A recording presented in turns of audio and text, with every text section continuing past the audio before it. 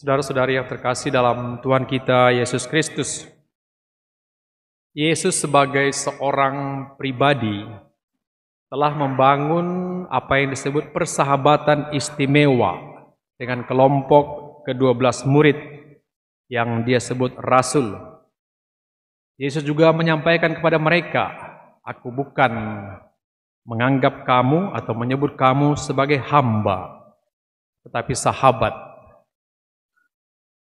Kurang lebih 3 tahun lamanya mereka membangun persahabatan, komunikasi yang baik. Lambat laun para murid mengerti bahwa tujuan persahabatan mereka bukan untuk mewujudkan impian pribadi, tapi untuk membangun kerajaan Allah. Para murid disiapkan untuk mengerti arti dari perutusan Yesus, yakni mewujudkan rencana keselamatan Allah untuk menyelamatkan dunia. Ternyata apa yang disampaikan oleh Yesus itu tidak gampang dipahami oleh para murid. Mereka jatuh bangun, sering salah mengerti, gagal. Kita tahu bagaimana permintaan Yohanes dan Yakobus supaya duduk di sebelah kanan Yesus kelak. Berarti merekalah yang menjadi nomor 1, atau kalau mau pakai lingkaran 1 seperti sekarang ini. Mereka juga berjuang bagaimana menjadi pelayan bagi satu sama lain. Mereka juga tidak persis paham ketika Yesus harus wafat menderita. Dan pada akhirnya memang mereka semakin mengerti sesudah pengalaman Paskah. Hati mereka yang telah kecut dan takut diteguhkan, dikuatkan, dan siap akhirnya untuk diutus. Kisah Rasul dan Injil mengisahkan peristiwa kenaikan Yesus pada hari ke-40 setelah Paskah. Yesus dimuliakan oleh Bapa sesudah melaksanakan perutusannya untuk mewartakan, memberi kesaksian tentang kerajaan Allah. Dan kesaksian Yesus yang paling tinggi adalah wafatnya, disalib, dan kebangkitannya. Peristiwa kenaikan Yesus ke surga hendak memperlihatkan akhir satu masa dari sejarah keselamatan dan permulaan dari satu fase yang baru, yakni karya misioner gereja untuk melanjutkan tugas perutusan Kristus. Sebelum kembali kepada Bapa, Yesus juga memberikan wejangan kepada para murid. Yang kita dengar dalam Injil tadi, "Pergilah, jadikanlah semua bangsa muridku, dan baptislah mereka dalam nama Allah Bapa, Putra, dan Roh Kudus, dan ajarlah mereka segala sesuatu yang telah kuperintahkan kepadamu." Ajari mereka sesuai dengan ajaranku, bukan ajari mereka sesuai dengan kehendakmu, bukan dikatakan ajari mereka seturut keinginanmu, bukan. Sebagaimana aku telah memerintahkan, itulah perintah kasih dan pengorbanan kepada semua orang. Sebagai sahabat, sekali lagi Yesus telah mempersiapkan para murid yang siap diutus untuk pergi ke Yerusalem, ke Judea, ke Samaria, bahkan ke seluruh dunia. Dan Yesus tidak meninggalkan mereka begitu saja. Dengan naiknya dia ke surga, Yesus menjanjikan Roh Kudus yang memampukan mereka menjadi saksi sampai ke ujung bumi. Zaman setelah kenaikan Yesus, yaitu masa kita, boleh disebut dengan zaman Roh Kudus. Gereja di bawah bimbingan Roh Kudus diberi tugas menjadi saksi Kristus sampai dia datang kembali, seperti ketika para murid melihatnya naik ke surga, kembali kepada Bapanya. Maka dengan itu murid dikuatkan, diteguhkan, bukan ditinggalkan, mempunyai satu keberanian bahwa Roh Kudus akan menyertai, meneguhkan mereka. Para murid diutus menjadi saksi nilai-nilai kerajaan Allah untuk menyinari dunia yang tengah dilanda kegelapan dengan cahaya nilai-nilai kerajaan Allah. Bersaksi itu saudara-saudari selalu menuntut aksi, perbuatan, langkah, gerakan, inisiatif, kreativitas, dan dinamika. Bersaksi tidak cukup hanya dalam katakanlah ide. Mari kita bersaksi, harus turun ke lapangan, memberikan contoh.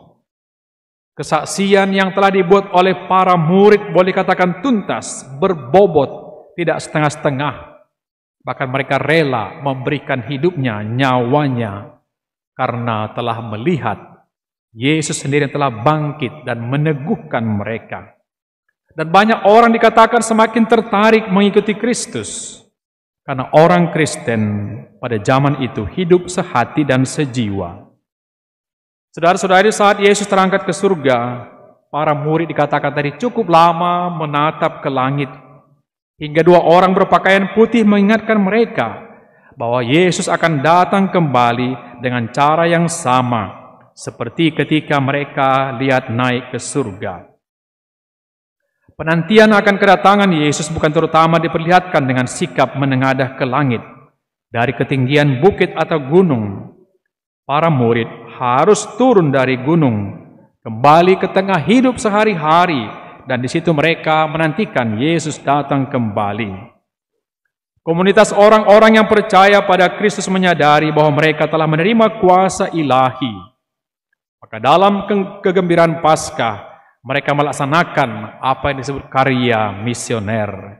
Di tengah dunia, mereka menjadi saksi atas realitas baru, yakni kehidupan yang dibawa oleh Kristus. Dan kita dalam penantian akan kedatangan Tuhan yang kedua kalinya. Tuhan pasti akan datang kembali. Maka saudara-saudari, kita juga diharapkan untuk memberikan, mengarahkan mata dan menaruh perhatian pada dunia sekitar. Seorang ratu Kristen mengangkat seorang pemuda untuk menjadi pelayan di rumahnya. Setiap hari pemuda itu yang memang Katolik memperhatikan gerak-gerik sang ratu. Setelah 3 bulan pemuda itu meminta diri dan berkata bahwa dia ingin juga pindah kerja pada seorang syekh yang ramah dan dekat rumah ratu. Syekh itu untuk yang Islam. Sang ratu terkejut mendengar usul dari pemuda tadi. Dia bertanya, apakah gajimu kurang? Maaf ratu, katanya, saya tidak mencari gaji yang lebih tinggi, tapi saya ingin memutuskan apakah saya akan menjadi seorang Kristen atau Muslim. Untuk itulah saya bekerja 3 bulan pada ratu dan bekerja 3 bulan lagi pada syekh itu. Ratu sangat menyesal ketika mengingat kembali bagaimana dia telah memperlakukan si pemuda tadi dengan kurang pantas sebagai seorang Kristen. Ratu menyesal dan tidak menunjukkan teladan yang baik sebagai seorang Kristen. Dan dia hanya dapat berkata, mengapa dulu kamu tidak katakan bahwa kamu seorang Kristen? Saudara-saudari yang terkasih, setiap kita yang telah dibaptis boleh dikatakan mendapat tugas, sebagaimana juga rasul dulu. Kita mendapat tugas untuk merasul, mempersaksikan Tuhan, membawa kabar gembira, menjadikan manusia murid Tuhan. Hal itu kita lakukan tentu bukan dengan paksaan, tetapi lewat teladan dan kasih. Sebab cara termudah, ada orang mengatakan, untuk menangkap lalat bukan dengan racun katanya, tetapi dengan madu.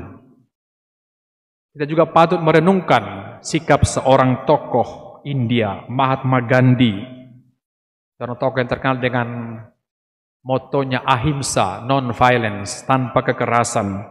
Dia pernah berkata demikian, saya sudah lama sebenarnya ingin menjadi Kristen. Andai kata orang Kristen hidup seturut Injil yang mereka wartakan. Mahatma Gandhi tetap mempertahankan agamanya sebagai Hindu dan tidak menjadi Kristen karena dia merasa tidak pas kelakuan orang-orang yang dia lihat di sekitarnya. Maka tugas kita yang utama adalah tentu bukan membaptis, tetapi menghidupi perintah Tuhan, yakni cinta kasih Tuhan. Ajaran kita akan berdaya guna bila kita sendirilah yang pertama-tama melakukannya. Dengan hati yang terangkat ke surga, kita membaharui dunia dalam semangat cinta kasih. Dunia zaman kita membutuhkan kesaksian yang nyata. Mari melakukan apa yang disampaikan oleh Tuhan Yesus kepada kita. Pergilah, ajarlah mereka, dan lakukanlah apa yang kuperintahkan kepadamu. Mari saudara-saudari, semoga hari kenaikan ini membuat kita juga semakin mampu melihat kepada Tuhan dan melakukan apa yang Dia sampaikan kepada kita. Tugas kita sekarang adalah melanjutkan karya Kristus untuk membangun dunia yang baru, dunia yang sedang memperhatikan, dunia yang sedang menanti kita dan menginginkan teladan Kristus di dalam hidup kita. Semoga. Amin.